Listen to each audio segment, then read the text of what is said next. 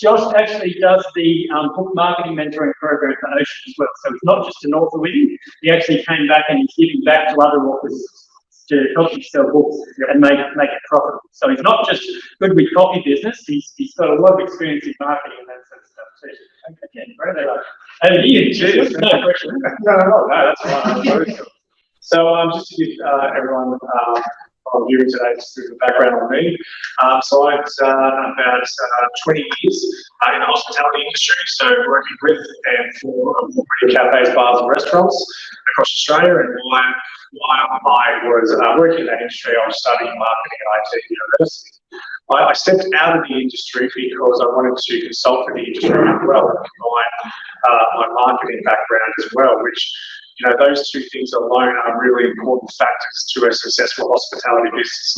Not just having the skill set, but also the ability to market that business and attract great people to the actual cafe as well.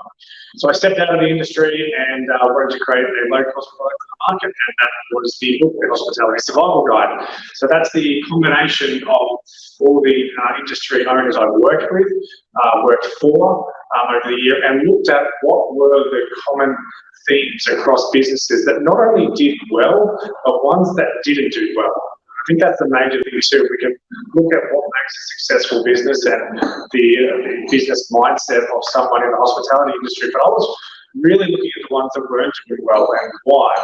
And this book is really designed for that whole process of not only as someone who is in the industry, but for people who are coming into the industry.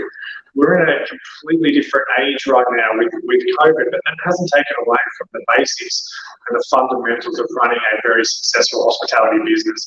In fact, they've never been, in my opinion, more relevant now than ever, which is really around people.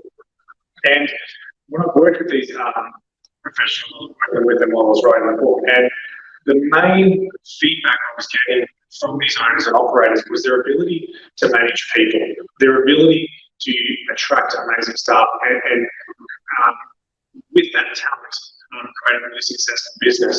Skill sets are important, but all of those skill sets, whether it's recruitment, whether it's marketing, understanding social media, understanding how to make copies and talk to people, they are all tools or tool belt that you're going to have to wear. But the main thing that ties it all together is your ability to work with people and your ability to communicate with people, just from a customer perspective, but the owners and operators as well. So it's really important to understand that.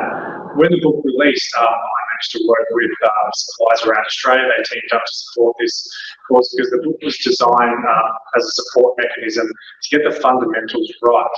And I was very grateful working with Ocean Publishing. And in the first year, I was finalist in the Australian Business Book Awards, sold out of my print run, and still continuing to do really well. And with COVID and everything that's happened now, it's never been more relevant because the industry has suffered quite a bit with COVID, but it has, in my opinion, had a lot of opportunities. And what I want to run through today is basically a bit of the psyche around what it really takes to run a successful business, not just in the hospitality, but in general.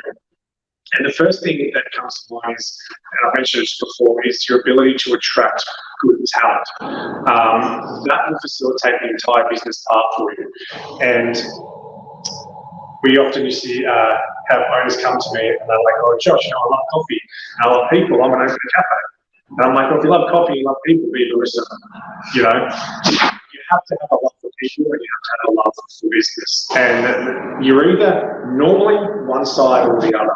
Most of us lean towards people, some people lean towards business, but if you have a skill set in one side, make a real conscious effort to looking to attract that other element of people as well. So if you're a strong people person, bring in a business person, work together to deliver that. When you're in the business itself, the main things I'm seeing with operators is their ability to look ahead, have a very clear idea of who their target market is. I'm not just talking about people who love coffee. You know, you're in an industry right now that people are already consuming it. All the hard work's done. What you have to focus on is ensuring that you can look at the location where you want to be putting your businesses. You want to be looking at the convenience factor. You want to be looking at options available to that particular target market. The majority of your customers, for the most part, are going to be coming within a 5-10K radius of your business. So really having a clear cut understanding, even if you have the best coffee and the best food, is that the best coffee and the best food for your immediate target market? I've seen cafes in the city that are basic, very basic setup, and they had queues out the door. Why? Because they had that ability to understand who their market was. They had construction workers going up, buildings going up around them, huge big functions happening in the buildings. They got to know all the owners. They went out outside the business, contacted the construction companies, put together deals, marketing ideas, and brought it into the business. So it's really important that you understand those people skills to attract people are just as important as it is to run the day-to-day of the business. The other part of running a successful cafe, from what I've seen, is really about your ability to train in-house. So you can come with all the skill sets and everything needed, and they are crucial, but what your job is to create other leaders. You're obviously a leader in what you do. Your job is to create other leaders, not necessarily staff per se. I think your quote was really great. You'd rather have people trained up to the best they could be and then leave, other opposed to not actually training them at all. And that's what owners are looking for in Australia right now, especially in cafes.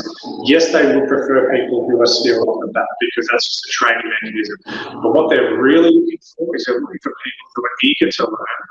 They understand the language. They show that they are committed to the process and either applying for the job or understanding. They see that path ahead for that cafe and they want to align with it. They want to bring a skill set. So you may not have the barista skills or the people skills or the customer relationships just yet, but what else can you bring to the table? Can you help with marketing? Can you help with social media? What other aspects can you bring to the table? That's really going to assist in that whole journey as itself. But outside of that, it really comes down to your ability to handle people. That's your biggest trait right now, because businesses aren't just created on their own, they're made with people. And that's what it really comes down to. That creates an opportunity for other businesses that are doing well to take that customer base and grow with them. From a digital sense, those people who were prominent on social media are at a huge advantage right now, because that's where a lot of people are connected more with them. They don't have that opportunity to go in to the cafe, they can't share that same local is a huge part. Their ability to understand delivery platforms, so their tech skills, massive opportunity for them right now, because they are not just winning their way over the curve, they're getting in front of a lot of people. So anyone who has a skill set in social media, a skill set in understanding online delivery platforms, even website to operate a retail shop, so people are a huge advantage right now, because loyal customers don't just come from one visit, they happen over time. So the majority of customers will still be loyal to a cafe as long as there's still some form of communication, and that's predominantly digital now. If you didn't have that in place to begin with, and now having to start that, that's a big disadvantage of not willing to invest in that digital skill set. I mean, for me, I'm doing this as a live thing with the StreamYard program because I can put the branding on there. Occasionally, I can put up for things like this, and this is where I teach my students what to do. So we've got the furnace that's on the market. So I can put up Josh's link to his website there. Okay, so you can go on there. You can order Hospitality Survival Guide. Here it is in the flesh. Okay, but you can order that one online too. I think there's an online ebook version. Yeah, so let's go direct to the website. The hardcover book and ebook is available there, or it is available on Amazon as well. So if you do go through the website, let me know, and I can give you a nice little signed copy and it's a personalised message. There we go. Oh, that's wonderful. Okay. I'd like to thank Josh for coming in and talking. All right.